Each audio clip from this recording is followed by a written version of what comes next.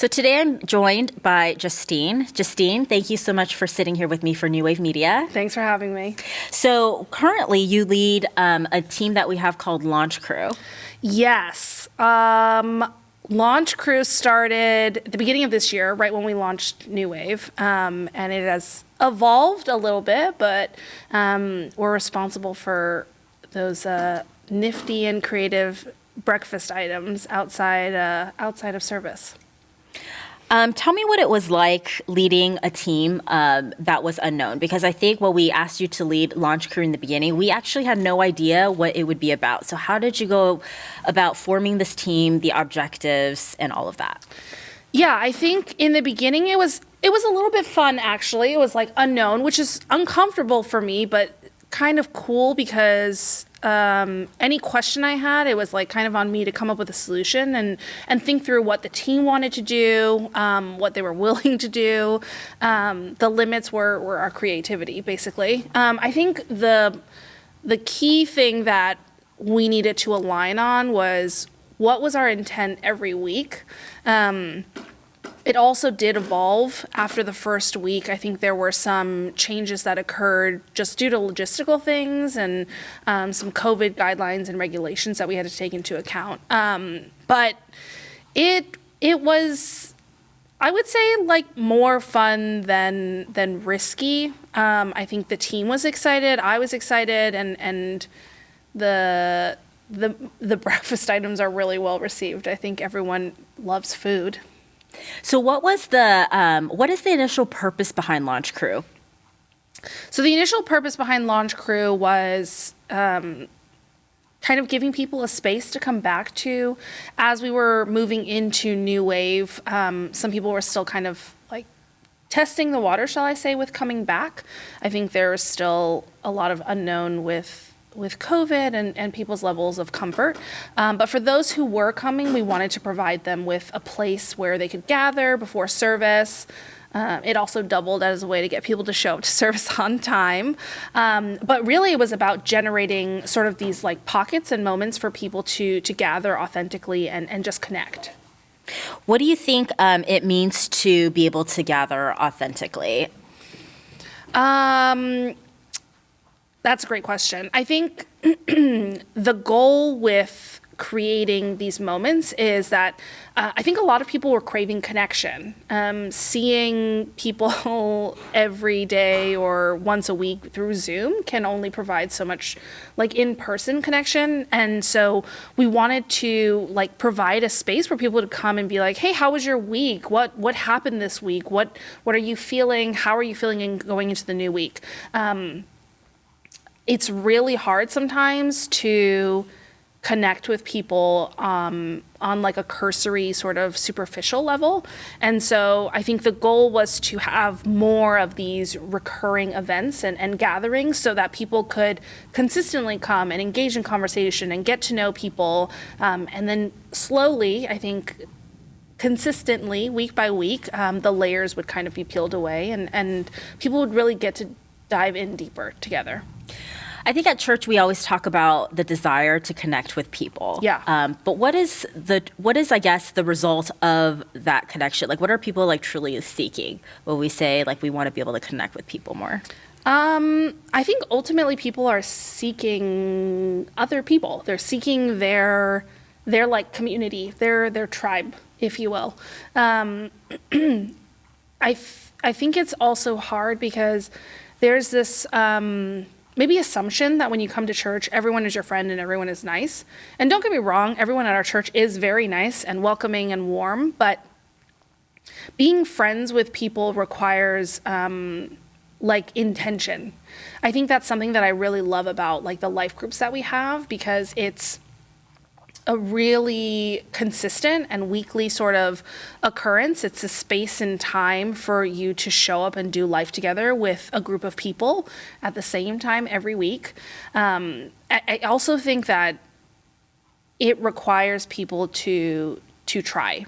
When you come to new communities, and I was a newcomer at one point at New Wave, there was a moment in time where I felt like really alone, and I didn't want to come anymore because I didn't know anyone. I had kind of casually met people, but that space in between casually knowing people and really knowing people, it's kind of treacherous waters, you know? It's murky and unknown, and you really have to put forth effort. You have to be yourself, but you also have to like show up and really try. I think that so many people kind of, what you explained is a lot of people's journey of creating their own community and connecting with people. I like that you said that it's really important to try, because I think a lot of people give up really easily or expect like relationships to just be there. So how, if somebody is like wanting to kind of connect into a community like ours, what are ways that they can try and do that? Like, what does that mean to try? Like actionable steps. I think, well, shameless plug for Launch Crew. We do have some really exciting events coming up, so you should definitely come to those. I think another really great way is Life Group. Life Group is a safe space, and it's also a smaller group of people. I think it can be really overwhelming when you come into New Wave and the lights are off and it's dark and people seem to know a lot of other people. But if you do need help connecting to a Life Group, we have like an awesome welcome team. I think other steps is like once you get plugged into a Life Group, we have people who do all sorts of things together. There's a group that goes to play badminton. We have a soccer team. In the spring, we have a softball team. If you're not into sports, that's okay. We have people who play board games, people who like to just go out and get boba. And if you don't see anything that you like to do, you can also create and invite people to come hang out with you. You know, if there's a movie that's coming out that you want to go see, but you don't want to see it alone, invite people from your Life Group or invite people that you meet on Sundays. I think it's going to be awkward. And I think that is okay. I think a lot of people run away from the awkward, but I would encourage people to lean into the awkward a little bit, because on the other side of the awkward is something really beautiful. And also awkward is okay. Awkward is like a normal kind of human interaction. The more you press into it, the less awkward it becomes. That was a TED Talk statement right there. Thank you, Justine. So for Launch Crew, you know, at the beginning and currently you guys are providing refreshments. Yes. What's been, you know, a challenging one to do, and what's also been like a fan favorite? Okay, so I'm going to just caveat this by saying that I'm a little bit crazy. Maybe try hard is a better word for it. I saw this idea with like cute fruit punch-out shapes. And I think it was on Instagram or something, and this mom was doing it for her daughters, and she has 2 daughters. We need to do this for 600 people on Sundays. But my team like rallied, and I bought these little punch outs from Amazon, and we did watermelon and we did cantaloupe, and we stood around your kitchen counter and we just punched fruit like it was nobody's business. And I mean, there were like, it was like watermelon, cantaloupe, we had blueberries on there, and we did assortments, and I got skewers, and we had individual self-seal. I mean, it was very time intensive. We joked that we could have become an edible arrangements business at that point. In your kitchen. I would say that one was probably the most time consuming one, but that is definitely one of the ones I'm most proud of. I think because people actually thought we ordered it, and I was like, wow, my team is incredible that they allowed me to kind of like flex this weird muscle of creativity and overachieving.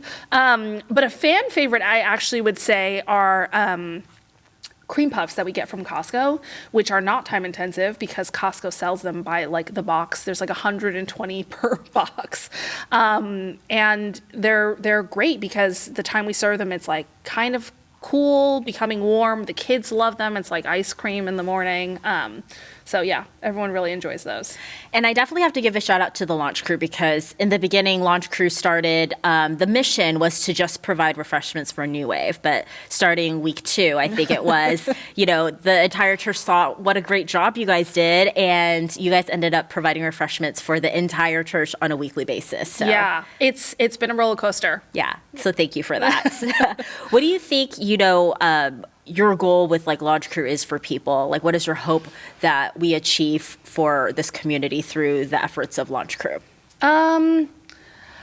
My goal, honestly, is that people think that church is fun.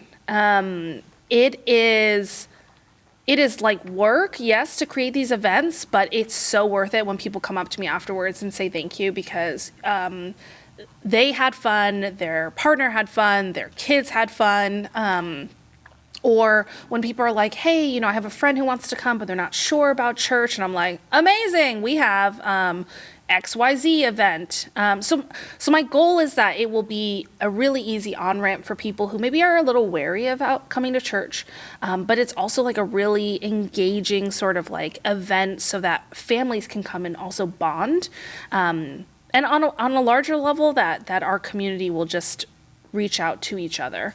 I think it is like a really fun time right now. We're like heading into the spring, and mask mandates were lifted, and so the ideas and possibilities are endless. And so we're really hoping to kind of exponentially increase our efforts and really create and tailor some events that will speak to our congregation as a whole.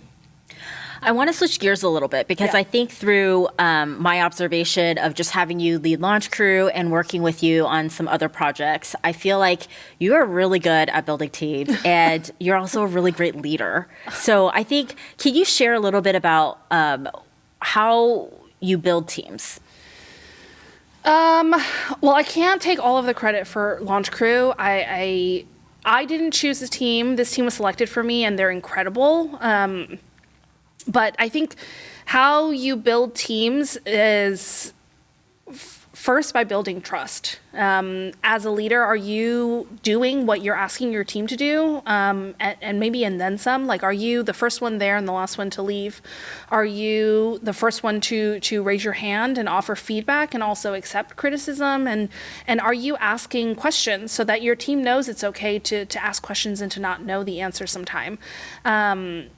I think that I hope that my team feels like I am communicating, effectively with them, at least making sure that they are aware of what's happening. I think that there is nowadays this need to know everything. And maybe that's part of the internet, but I think part of a good leader is knowing what your team needs to know to do their job well, and then being discerning about maybe they don't need to know, these other things that are happening because it won't impact them or it won't affect them. So I would say really just trust, building trust and getting to know your team. And then secondly is communication. And then for teamwork, can you just tell us your viewpoints on what good teamwork is? And then also, what are some of the characteristics of somebody that exemplifies being a good teammate? I think that good teamwork is a recognition that everyone's effort should be the same, but that everyone's skills are different. I think that I expect everyone to put forth 100% effort, but recognize that they have different skills. So maybe that effort will look different, or maybe some skills are more visible than others. And I think good teamwork is recognizing your shortcomings and your strengths and being comfortable playing in your own lane. My husband, Philip, is a great teammate, and he's someone who is very humble. He always... Not always, but he very often recognizes when he doesn't know something and asks for help. And he makes it comfortable and makes me feel comfortable to ask for help. But he also knows his strengths and he plays to his strengths. And so I think I strive to emulate that. And I think that's why it's really important to get to know people on your team. Like, what are they good at? What do they want to grow in also?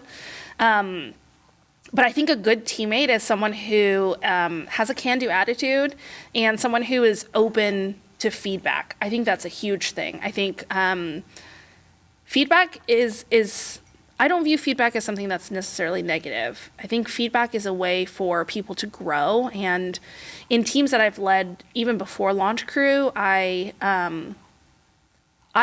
strive to ask for feedback because I think that sometimes it can be scary to give your team leader feedback. Last week, one of my friends was sitting there watching our team pack the refreshments, and he made a comment that I run a really tight ship because everyone was packing dessert with with no talking. No one was like chit-chatting or gossiping or anything. Everyone was just silent. And I was joking. I was like, goodness, I hope it's not like a fear-based thing. I really hope it's just because they're focusing really hard on packaging pound cake.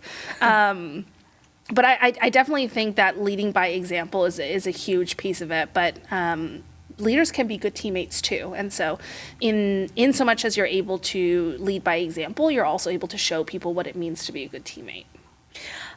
So again, I think, you are really great at like leading teams. You talked about building trust. That's something that's important, leading by example. Yeah. What are some of the other things of being an effective leader that you feel like you can share? Because this, I think leadership, being on a team, like that goes beyond like what we do at New Wave and in any church community. It's applicable in your, career and other places. So,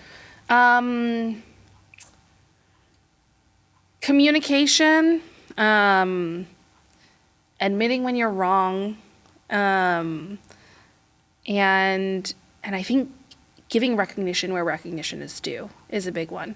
I think sometimes people pass me and they're like, oh man, your launch, you're doing so great. And they don't even know like launch crew or who's on launch crew, or they're like, oh, the desserts today, they were so creative and awesome. Like, good job. And I'm like, no, it's not actually good job, Justine. It's like, good job, this incredible team that is like silent and in the shadows. And so like, I have been striving to like tell the team when I see them and appreciate them and just recognize that like, they don't have to do this. This is like a conscious choice that they made to come an hour and a half early, sometimes 2 hours early to service, to serve hundreds of people. In all of the ways that I have shortcomings as a leader, that is definitely one area that I hopefully am trying to grow in, is just like recognizing the effort they put in and recognizing like and giving them the credit that they deserve. I don't think any of them are doing this for like credit or recognition, but I do want them to know that what they're doing is impacting so many people. And how do you inspire people to join your team? Because I think that's one thing that we always hear, like, oh, we need people to join our team, right? Whether it's church again or for work. How do you get people to actually join your team? Because I think people are always ecstatic to be on your team. Well, I don't know about ecstatic. Hopefully it's not all fear-based. I think that if you as a leader are really excited and inspired yourself and passionate about what you're doing and the work that you're doing, you will attract people because they want to know why you're excited, or maybe they're just excited because you're excited. But the most passionate leaders are the ones who I think draw the teams that are then most passionate. And if you yourself are feeling kind of like indifferent or apathetic about what you're doing, then maybe you should also think about whether or not you should be doing it. I think it's on you to kind of give your team focus and drive and lead them to a goal. But if you aren't excited about the goal, or you aren't totally sure what you're trying to achieve, then it's probably not the time to look for a team just yet. Well, I like that you said that you mentioned passionate leadership, and I feel like that's something that we could talk about in the future as like a standalone topic, because I love how you put that. Yeah. I think with what you've been tasked to do at Launch Crew, you mentioned earlier it's about like connecting people, but I think at the base of connecting people is really the relationships that are being built. Yeah. So how do you build good relationships with people? I think building good relationships with people takes time. It's kind of like dating for friends, because at the end of the day, I think like no one wants to feel like they were being used on a team. So when you're building a relationship, I think it's about getting to know that person. Not for what they can give to you, but just for who they are as an individual. And I would say quid pro quo, they should also be getting to know you as an individual. I think effective relationships are a two-way street. If one person's putting in the effort and the other person isn't, then probably not a relationship worth pursuing. I think the other thing is like finding people whose values align with mine. I do recognize that there are some really amazing relationships I have in my life that are founded on nothing other than like our mutual respect for each other, because we don't like the same things or do the same things, but we enjoy having conversations and understanding the other person's perspective. I think respect is at the basis of that. My like sixth grade teacher used to tell me you have to give respect to get it. And I think that that's really true, because if you come in thinking that someone should just respect you, but you don't respect them, then it's a very lopsided one-way relationship as well. So it's definitely about motivations, like what are you looking for out of this relationship, and then coming in with the right mentality. Circling back to Launch Crew, what are some of the things that people can be excited about that's coming up in the pipeline? Yeah, absolutely. We have some really exciting ideas for Easter, so definitely look forward to sharing that with everyone. And some ideas for Mother's Day and Father's Day, obviously. And then into the summer, we're maybe looking at some activities that maybe won't happen on a Sunday during service. They might happen, on a Saturday or during the week, but definitely more to come. Thank you so much, Justine. Thank you so much for leading a team that makes church fun. I think that was the goal, and you've definitely paved that way. I appreciate you having me. Thank you.